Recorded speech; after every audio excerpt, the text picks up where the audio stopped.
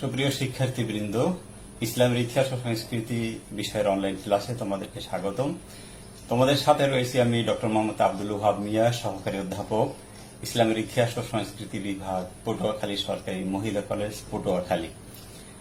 আজ আমরা আলোচনা করব জাতীয় বিশ্ববিদ্যালয়ের অনার্স চতুর্থ বর্ষের ইসলামের ইতিহাস ও সংস্কৃতি বিষয়ের 24-1607 কোডের মুসলিম স্থাপত্য ও প্রত্নতত্ত্ব পরিচিতি এই কোর্সের মুসলিম স্থাপত্য পরিচিতি সম্পর্কে। সুপ্রিয় শিক্ষার্থীবৃন্দ, আমরা মুসলিম স্থাপত্য আলোচনার আগে যদি স্থাপত্য কি জিনিস সেটা আগে আলোচনা করে নেই, তাহলে কিন্তু আমাদের জন্য মুসলিম স্থাপত্য বুঝতে সহজ হবে। তো চলো প্রথমেই আমরা স্থাপত্যের সংজ্ঞাটা জেনে নিই। তো তোমরা আমার এ পাশে যে ছবিটা দেখতে পাচ্ছ, আমার মনে হয় এই ছবিটা দেখেই অনুমান করে নিয়েছো যে স্থাপত্য মানে দালান কোঠা নির্মাণ সংক্রান্ত বিদ্যা হবে। তোমাদের ধারণা আসলে অনেকটাই ঠিক। তবে স্থাপত্যের সাথে সাধারণ দালান কোঠার নির্মাণ প্রক্রিয়ার কিছুটা পার্থক্য রয়েছে। তোমরা সিভিল ইঞ্জিনিয়ারিং বিদ্যার নাম শুনেছো, তারা দালান কোঠা নির্মাণ, রাস্তাঘাট এই সংক্রান্ত কাজ করে। আমরা আসলে সেই বিদ্যারই কিছু অংশ এখান থেকে জানার চেষ্টা করব। তো চলো আমরা স্থাপত্যের সংজ্ঞাটা জেনে নেই। স্থাপত্য শব্দটির ইংরেজি প্রতিশব্দ হচ্ছে আর্কিটেকচার। এর আবিধানিক অর্থ হচ্ছে ভবন, অট্টালিকা, ইমারতাদির নির্মাণ কৌশল। কিন্তু স্থাপত্যের পরিভাষায় যে কোনো গৃহ বা ভবনকে কিন্তু স্থাপত্য বলা যায় না। স্থাপত্য হতে হলে তা স্থায়ী উপকরণে নির্মিত হতে হবে, যেমন ইট, বালু, পাথর, সিমেন্ট, মার্বেল ইত্যাদির ব্যবহার থাকতে হবে। তো বিশেষ ভাবে উল্লেখযোগ্য বা বিশেষ প্রক্রিয়া অবলম্বনে তৈরি কোনো প্রাসাদ, ভবন, দুর্গ, স্মৃতিসৌধ বা সমাধিসৌধ ইত্যাদি স্থাপত্যের অন্তর্ভুক্ত। স্থাপত্য হতে হলে তার ব্যবহারিক দিকের পাশাপাশি কিন্তু অনুপম সৌন্দর্য সুষমাও থাকতে হবে। আমরা কিন্তু 3টা পয়েন্টের মাধ্যমে এই সংজ্ঞাটাকে ক্লিয়ার করতে পারি। তো স্থাপত্য হতে হলে প্রথমেই তার 1 নম্বর শর্ত হচ্ছে তার স্থায়ী উপকরণে নির্মিত হতে হবে। নম্বর 2, এটার এক্সেপশনাল কিছু সৌন্দর্য থাকতে হবে, যেটা শিল্পকর্ম হিসেবে বিবেচিত হবে। নম্বর 3, এর সাথে ঐতিহাসিক বা সংস্কৃতির সম্পৃক্ততা থাকতে পারে। মোট কথা আমরা বলতে পারি স্থাপত্য হচ্ছে বিজ্ঞান, প্রযুক্তিবিদ্যা ও শিল্পকলার সমন্বয়। আমার মনে হয় তোমরা স্থাপত্য কি জিনিস সে সম্পর্কে মোটামুটি ভালো আইডিয়া পেয়েছো। এবারে চলো আমরা আলোচনা করব যে মুসলিম স্থাপত্য কি। মুসলমানদের দ্বারা সৃষ্ট তাদের ধর্মীয় প্রভাবযুক্ত বা লৌকিক স্থাপত্য মুসলিম স্থাপত্য নামে পরিচিত। মুসলিম স্থাপত্যের সংজ্ঞা নির্ণয় করতে গিয়ে কোন কোন লেখক একে মুসলিম, আবার কেউ কেউ ইসলামী নামে আখ্যায়িত করেছেন। আবার কোন কোন লেখক মুসলিম স্থাপত্য রীতিকে আরব বা মুহামেডান নামেও আখ্যায়িত করেছেন।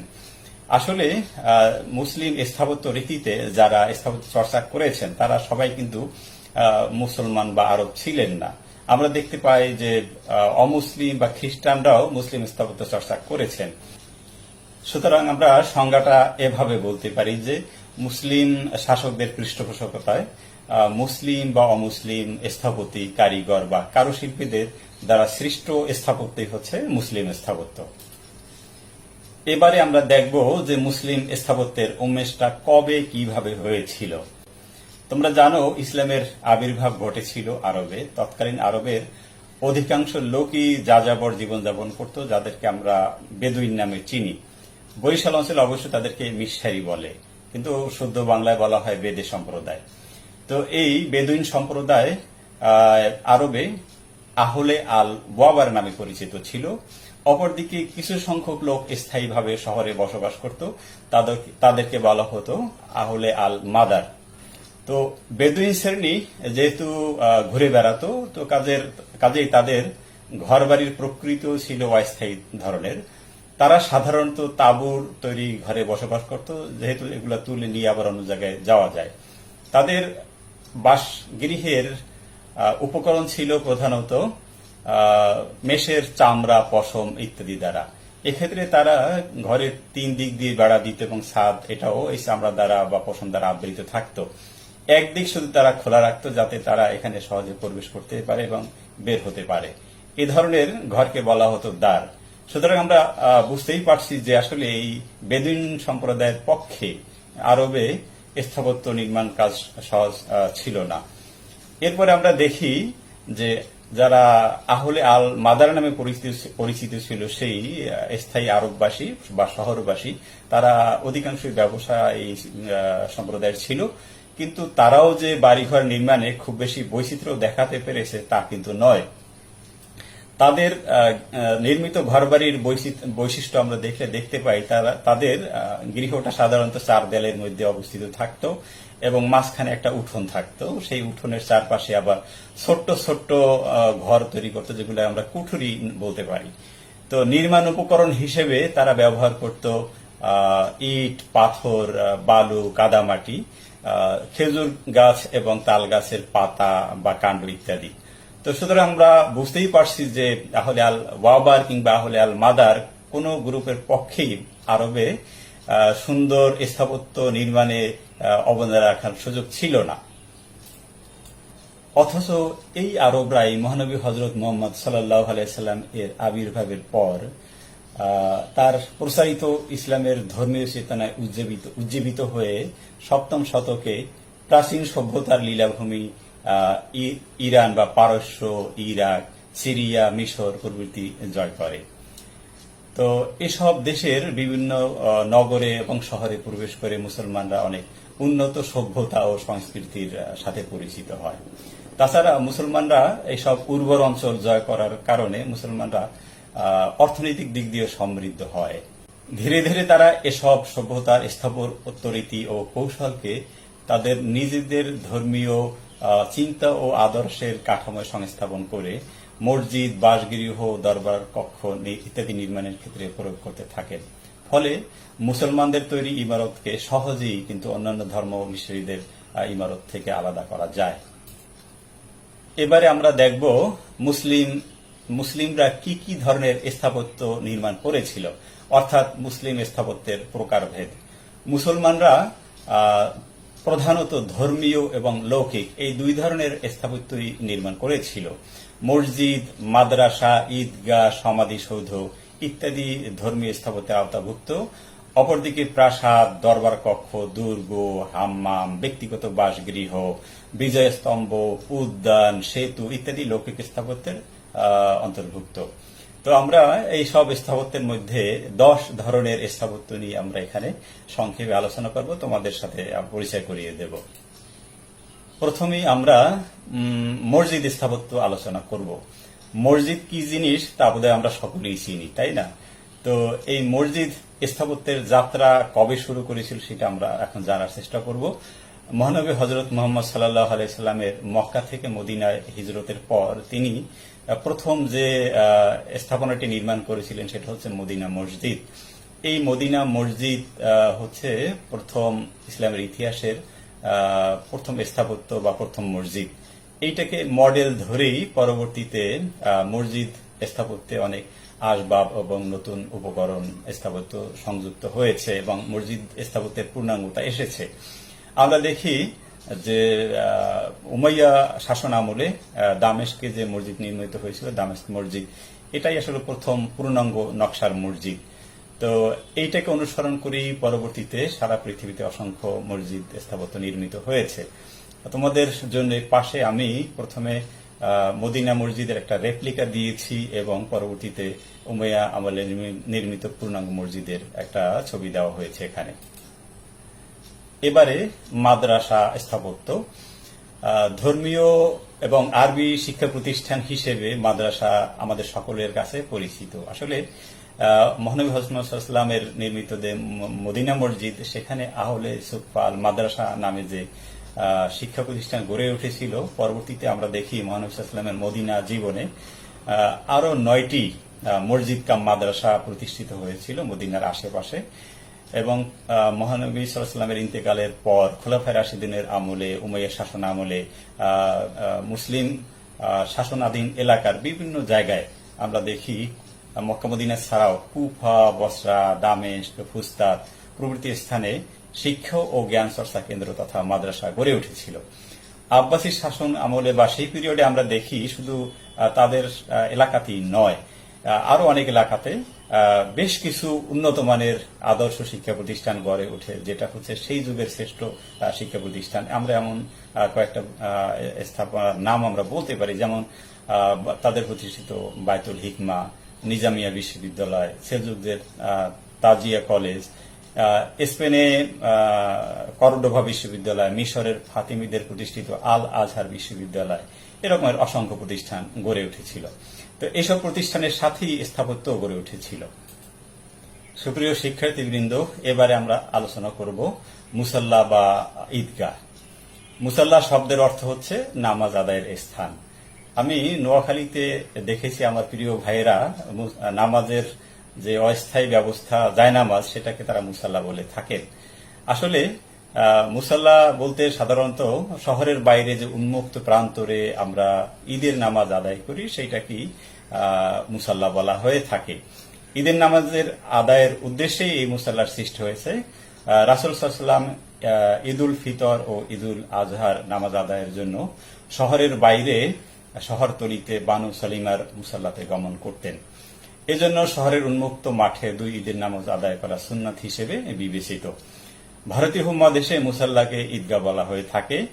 ঈদগাহ কোনো ইমারত বা ভবন না হলেও এর স্থাপত্যিক কিছু বৈশিষ্ট্য মসজিদের মতো বিকশিত হয়েছে। যেমন এতে মিহরাব, মিম্বার সংযোজিত হয়েছে। প্রায় প্রত্যেকটা শহরই আমরা এরকমের দেখতে পাই। আমার এই ছবিটা তোমরা দেখে নিতে পারো পাশের। এবারে সমাধিসৌধ। মুসলিম শাসন আমলে সমাধিসৌধ নির্মাণের প্রমাণ পাওয়া যায়। ইরাকের টাইগ্রিস নদীর পশ্চিম তীরে ক্ষুদ্র পাহাড়ে আল মুনতাসিরের কবরের উপর আব্বাসী শাসন আমলে নির্মিত যে কুব্বাত আর সুলাইবিয়া নামক স্থাপত্য, এটা হচ্ছে মুসলিম স্থাপত্যের প্রথম জ্ঞাত ও বিদ্যমান সমাধিসৌধ। এ আমলে সাসানীয় শাসক ইসমাইলের কবরের উপর আরেকটি সৌধ নির্মাণের প্রমাণ পাওয়া যায়। কুব্বাতুস সাখরা ও কুব্বাতুস সুলাইবিয়া অনুকরণে নির্মিত অষ্টভুজাকৃতি ও অভ্যন্তরীণ বারান্দা বিশিষ্ট নকশার এ রীতি পরবর্তীকালে ভারতীয় সমাধি নির্মাণেও বিশেষভাবে অনুসৃত হয়েছে।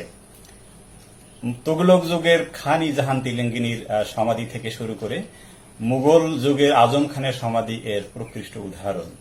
বিশ্বের সবচেয়ে খ্যাতিমান সমাধিসৌধ তাজমহল, যেটা তোমরা সকলেই চেনো। বাংলাদেশের একটা সমাধিসৌধের নাম আমি তোমাদের উপস্থাপন করতে পারি, সেটা হচ্ছে সোহরাওয়ার্দী উদ্যানের পাশে যে তিন নেতার মাজার, সেটা আমরা ছবি থেকে উভয়টাই আমরা দেখে নেব। এবারে আমরা কয়েকটি লৌকিক স্থাপত্য নিয়ে আলোচনা করব। প্রথমেই হচ্ছে প্রাসাদ। প্রাসাদ কি বলতো? রাজাপ্রাসাদের আবাসিক ভবন প্রাসাদ বা রাজপ্রাসাদ নামে পরিচিত, তাই না? উমাইয়া আমল থেকে লৌকিক স্থাপনার প্রাসাদ স্থাপত্যের বিকাশ লক্ষ্য করা যায়। এ সময় খলিফাগণ অর্থনৈতিক অবস্থা সচ্ছল হওয়ায় রাজধানী শহরে যেমন প্রাসাদ নির্মাণ করতেন, তেমনি শহরের বাইরে উন্মুক্ত প্রান্তরে চিত্ত বিনোদনের জন্য তারা প্রাসাদ নির্মাণ করেছেন, এমন প্রমাণ আমরা পাই। এছাড়া বিভিন্ন সামরিক গুরুত্বপূর্ণ ছাউনিতেও দুর্গ প্রাসাদ নির্মাণ করার প্রমাণ পাওয়া যায়। তো উমাইয়া প্রথম খলিফা মুয়াবিয়া দামেশকে কুব্বাত আল খাদরা বা সবুজ গম্বুজ নির্মাণ করেছিলেন। পরবর্তীতে উমাইয়া ও আব্বাসী আমলে প্রাসাদ স্থাপত্য ব্যাপক প্রসিদ্ধি লাভ করে। মিনিয়া প্রাসাদ, মাসাত্তা প্রাসাদ, তুবা প্রাসাদ, উখাইদির প্রাসাদ, সুসার প্রাসাদ, এরকমই কয়েকটি প্রাসাদ স্থাপত্যের নাম। দরবার কক্ষ। রাজদরবার বা দরবার কক্ষ চিনব না তা কি হয়? রাজা, বাদশাহ, খলিফা, আমির বা সুলতানগণ যে কক্ষে বসে রাজসভা পরিচালনা করতেন তাই হচ্ছে দরবার কক্ষ। দরবার কক্ষে প্রধান আকর্ষণ থাকত রাজা বা বাদশাহের আসন, যা সিংহাসন নামে পরিচিত। তার সামনে প্রধান অভিজাতগণ তথা মন্ত্রী পরিষদের সদস্যরা তারা বসতেন।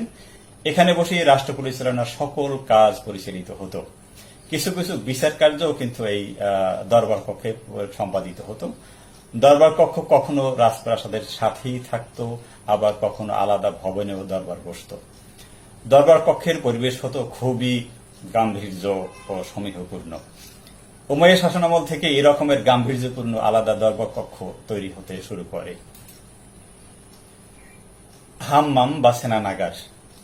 স্থাপত্যটা আসলে প্রাচীন হলেও তোমাদের কাছে, অনেকের কাছে হয়তো এটা নতুন আইডিয়া মনে হতে পারে। এটা আসলে স্নানাগার, মানে অভিজাত গোসলখানা।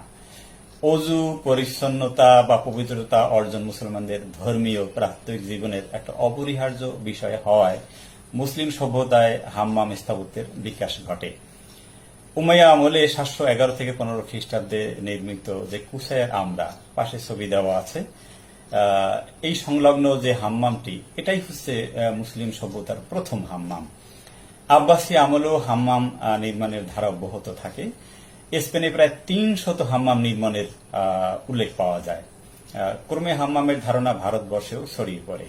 সুলতানি আমলে অনেক হাম্মাম নির্মাণের কথা জানা যায় এবং মুঘল আমলেও হাম্মাম স্থাপত্যের চূড়ান্ত বিকাশ ঘটার আমরা কথা জানতে পারি। ফতেহপুর সিকরিতে নির্মিত হাম্মামগুলো হচ্ছে এর অনন্য উদাহরণ। তোমরা যদি ঢাকার লালবাগ কেল্লার ভিতরে প্রবেশ করে থাকো তাহলে ওখানেও একটা হাম্মাম দেখতে পাবে। আমরা এখানে চিত্রটা সংযোজন করেছি। দুর্গ। দুর্গ বা ফোর্ট হচ্ছে আক্রমণকারীদের বিরুদ্ধে সুরক্ষিত প্রতিরক্ষামূলক স্থাপনা। তো এই দুর্গসমূহ আবার কোট, কেল্লা, বুরুজ, চৌকি, দুয়ার, খিত্তা, দমদমা ইত্যাদি নামেও পরিচিত। তো এগুলোতে সাধারণত সৈন্যরা বসবাস করে এবং প্রতিরক্ষা ও জীবন ধারণের সমস্ত আয়োজনই এর ভিতরে থাকে। এগুলো শহর, আবার কখনো সীমান্ত এলাকা বা গুরুত্বপূর্ণ বাণিজ্য এলাকা ইত্যাদিকে কেন্দ্র করে নির্মিত হয়ে থাকে। সকল যুগে এবং সকল সভ্যতায় দুর্গ নির্মাণের রেওয়াজ বিদ্যমান ছিল, কাজে মুসলমান সভ্যতাতে অবশ্যই। তো এখনো আমরা আরব, স্পেন, বাংলাদেশ এবং ভারত সহ অনেক জায়গাতেই দুর্গের অস্তিত্ব খুঁজে পাই। বাংলাদেশের লালবাগ কেল্লার কথা বললাম, এছাড়া হাজীগঞ্জ, যেটা নারায়ণগঞ্জে, এই দুর্গটা আছে এবং মুন্সিগঞ্জের যে ইদ্রাকপুর দুর্গ এবং ফোর্ট উইলিয়াম দুর্গ, যেটা পলাশীর যুদ্ধের সাথে আমরা শুনেছি, এই দুর্গগুলোর নাম উল্লেখ না করলেই চলে না। এবারে বিজয় স্তম্ভ। বিজয় অর্জন করেছি, স্তম্ভ নির্মাণ করব না, স্মৃতি রাখবো না, তা কি হয়? হ্যাঁ, মুসলিম শাসকরা কোন এলাকা যখনই বিজয়ের মাধ্যমে অধিকার করতেন তখন সেখানে স্মৃতিস্বরূপ মসজিদ বা কোনো স্মৃতিসৌধ স্থাপন করতেন। এছাড়া কখনো কখনো স্মারক মুদ্রাও জারি করতেন। তবে অন্য কোন স্থাপনা নির্মাণের প্রবণতা খুব কম দেখা যায়। দিল্লির সুলতান কুতুবউদ্দিন আইবেক নির্মিত কুতুব মিনার এমনই একটি বিজয় স্তম্ভ বা স্মৃতিসৌধ যা 800 বছর ধরে এখনো বিস্ময়কর স্তম্ভ হিসেবে দাঁড়িয়ে আছে। পাশের ছবিটা দেখো। এমনিভাবে আমরা গৌড়ের ফিরোজ মিনার, খোরাসানের খুসরাও গির্দ কিংবা গজনির মাসুদের মিনার এর নাম উল্লেখ করতে পারি। সর্বশেষ সরাইখানা। সরাইখানা কি? আগের যুগে তো আসলে বিভিন্ন শহরের মতো আবাসিক হোটেল কিংবা পর্যটন কেন্দ্রের আবাসিক হোটেল ছিল না। তখন পথিকরা কিংবা ভ্রমণকারীরা রেস্ট নিত যেখানে, সেটাই ছিল আসলে সরাইখানা, যেটার ইংরেজি শব্দ হচ্ছে ইন। আমরা কুয়াকাটাতেও দেখি কুয়াকাটা ইন নামে হোটেল। তো যাই হোক, আমরা সুন্দরভাবে যদি বলি, সরাইখানা মানে হচ্ছে পান্থশালা, পথিক নিবাস বা পথচারীদের বিশ্রামাগার। মুসলিম শাসন আমলে ভ্রমণ ক্লান্ত পথচারীদের বিশ্রামাগার হিসেবে সরাইখানা নির্মাণের রেওয়াজ বেশ লক্ষণীয় ছিল। কাসর আল হাইর আল গারবি, উমাইয়া খলিফা হিসাম নির্মিত একটি উল্লেখযোগ্য সরাইখানা।